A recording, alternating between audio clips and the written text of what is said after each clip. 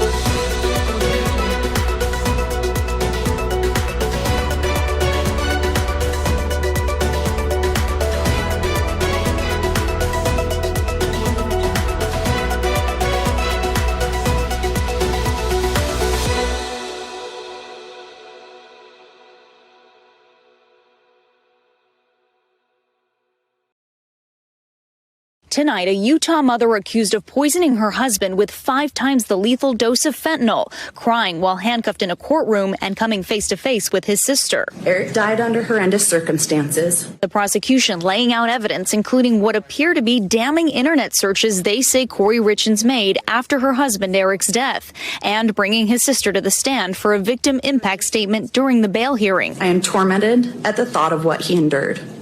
I play it out in my mind. I go through the terrible sequence of events. I wonder when he realized he was in mortal danger. I wonder what Kouri may have said to him in his last moments. Kouri dabbing her eye during the sister's testimony, the state arguing Eric's death was murder at the hands of his wife. 5 times the lethal dose is not accidental, Your Honor. And the person who benefited the most from Eric being dead is the defendant. Court records filed Friday leading up to the hearing allege Richins searched incriminating terms on her cell phone, including what is a lethal dose of fentanyl, and if someone is poisoned, what does it go down on the death certificate as, and luxury prisons for the rich in America. The judge denying her request for bail. The court finds the circumstances of this case, as supported by substantial evidence, weigh soundly against any form of pretrial release. Prosecutors allege in court documents the trouble started 8 years ago when they say Kouri started purchasing and forging signatures for life insurance policies on her husband. At least 4 policies totaling upwards of $1.6 million that named Kouri as the beneficiary. Another internet search prosecutors allege Kouri made, quote, death certificate says pending. Will life insurance still pay? The state saying the two were also fighting over purchasing a sprawling new home, and that then Kouri contacted an acquaintance and asked for fentanyl. One day after Eric died, she closed on that home, according to a search warrant. Her defense attorney arguing that the transaction doesn't prove murder, and the death may have been an accident. It could have been accidental. I mean, it very well could have. And I think that given the evidence presented today is a very plausible situation. Being bad with money does not make you a murderer. The defense also arguing that there is no substantial evidence to support the charges and that no traces of fentanyl were found in the home.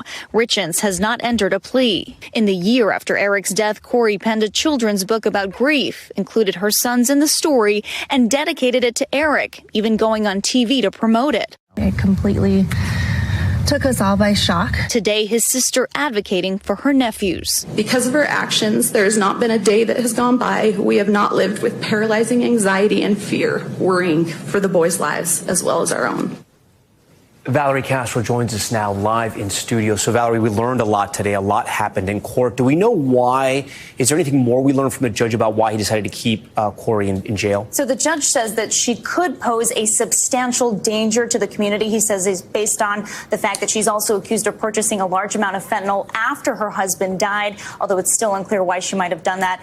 A pretrial hearing is now set for June 26th.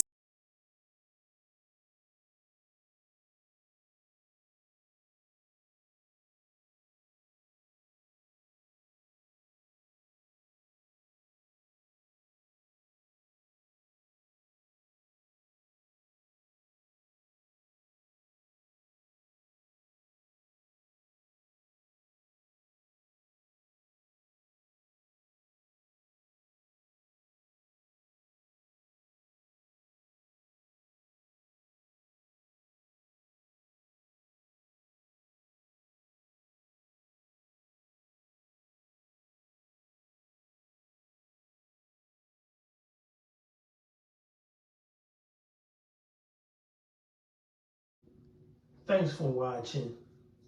We appreciate you. Please subscribe.